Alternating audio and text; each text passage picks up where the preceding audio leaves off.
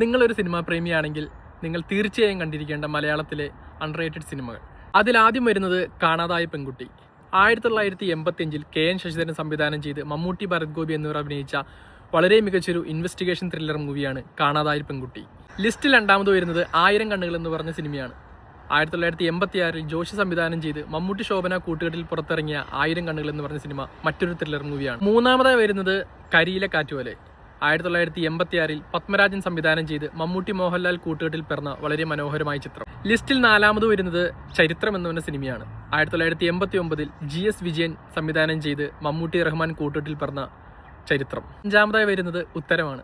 1989 VK Pavithran സംവിധാനം ചെയ്ത് മമ്മൂട്ടി, സുകുമാരൻ, പാർവതി എന്നിവർ അഭിനയിച്ച വളരെ ട്വിസ്റ്റുകൾ അടങ്ങിയ ഒരു സിനിമയാണ് ഉത്തരം. ആറാമതായി വരുന്നത് ഈ കണ്ണികൂടി.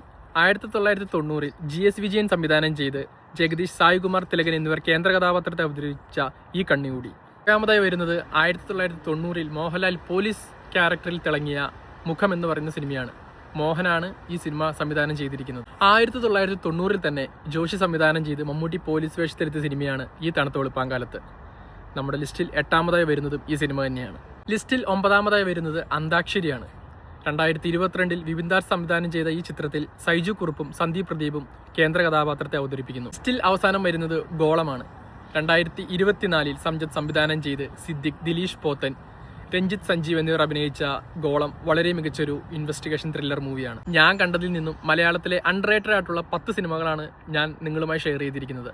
നിങ്ങൾ ഈ സിനിമകൾ കണ്ടിട്ടില്ലെങ്കിൽ നിങ്ങൾ തീർച്ചയായും കാണുക, കണ്ട് അഭിപ്രായങ്ങൾ രേഖപ്പെടുത്തുക. അപ്പോൾ അടുത്ത വീഡിയോ വരേക്കും ബൈ.